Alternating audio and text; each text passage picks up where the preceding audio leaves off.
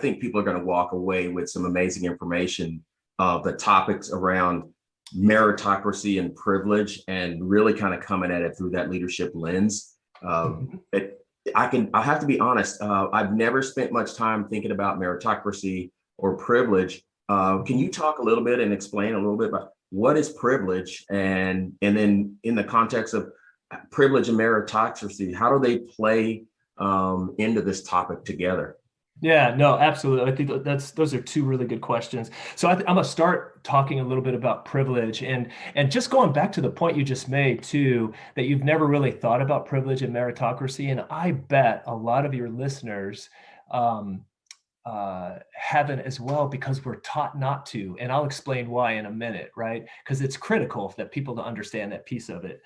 But I like to think of, again, this is my academic PhD geeky side of me, right? Is I like to cite and talk about different people. So Peggy McIntosh, for any of your listeners, look up Peggy McIntosh. She's done, I think, seminal, amazing work on this topic of what privilege is. And then other people have kind of used her framework to do the work, a guy named Deutsch, and I'm gonna talk about both of them.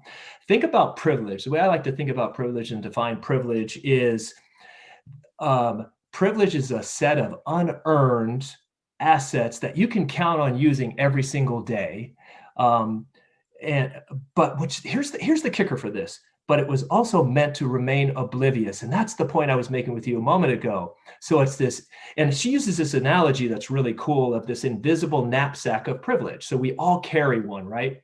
And in that knapsack, this invisible knapsack, you have all these unearned assets that you can use every day. And what's interesting about that too is, if we think about two categories, gender and race. If you think about white men, you think about those assets of being unearned advantage, and also conferred dominance, and that's what she talks about. So those are two important keys, right? So it's unearned advantage and conferred dominance is also wrapped into what privilege is. And what's interesting about it is that we're taught not to recognize that privilege and keep oblivious to it. And here's where meritocracy and privilege ties in then, and we'll talk about that more here in a moment, is we're taught to be oblivious about privilege, because once we recognize privilege and the fact that you have these unearned assets that contributes to your success, it challenges the entire notion of meritocracy. Wow. It invalidates it, wow. Right? So that's why you were taught. That's why you don't think about it. People want you to think about it, because then it just unearths and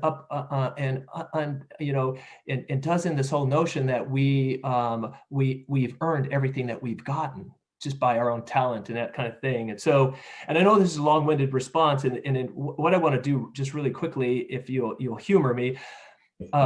Peggy McIntosh did this really cool thing, and I have the list here. And what she did is, to hammer home what privilege is, she came up with this list of 50 things that you can count on in this unearned assets as a white person in society. And she has this long list of things, and I'm not going to read all 50. You're just going, oh my God, is Eddie going to sit there and read 50? Hey man, brother, I am not going to do that, but I'm going to read a couple, because I think it really does give your audience a sense of what she's talking about. These are very common everyday things. So she says, like, I can avoid spending time with people whom I was trained to mistrust and who have learned to mistrust my kind or me. If I need to move, I can be pretty sure of renting or purchasing housing in an area where I can afford, and which I would want to live. So stuff like that, right? When I'm told about national heritage or about civilization, I am shown that people of my color made it what it was. That's privilege, right? For white people, right? I can be sure that my children will be given curricular materials that testify to the existence of their race, right? So she just has this list of all these different things, which are just profound. And what's amazing too is, and I mentioned a guy named Deutsch, he did it for men. And listen to the male privilege list. I'll give you just a couple, and then I think your audience would get a sense of what I mean by this invisible knapsack of privilege. For men, in male privilege checklist, my odds of being hired for a job when competing against female applicants are probably skewed in my favor. The more prestigious the job, the larger the odds are skewed. So that's super powerful, right? If I'm never promoted, it's not because of my sex. If I fail in my job or career, I can feel sure that this won't be seen as a black mark against my entire sex capability. The odds of encountering sexual harassment on the job are so low as to be negligible. So it's just all these privileges you get that you don't earn, but you just have, and it helps create the false sense of meritocracy that you've been successful on your own merit. So privilege is pretty powerful, man. And that's how so that gives you a good sense. Think of it as a set of unearned assets that you remain oblivious to. Wow. Yeah, that is really powerful. I was talking with a colleague of mine who I have a lot of respect for. And she was talking about an interview that they did with a candidate who just wasn't very good, but had an amazing resume and background and was failing in the interview. But this candidate was majority, male. And her response was, this person's not a match for what we're looking for. The response of other white males who were very similar to that person thought, oh, he could do this job.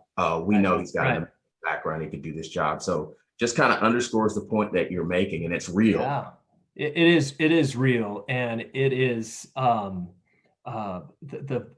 benefits of privilege. And what's fascinating about this too, which is which I probably should have said it, and what I loved about what Deutsch said too, just quickly, is, and this is that very same situation that you're pointing out there, is the privilege.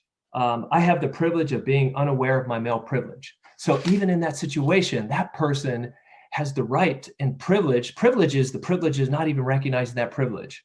And that person got that. There was an affinity. The person's, oh, that reminds me of who I am. If that were a black person or someone who is definitely an other, then that you don't get that same benefit of the doubt in most situations.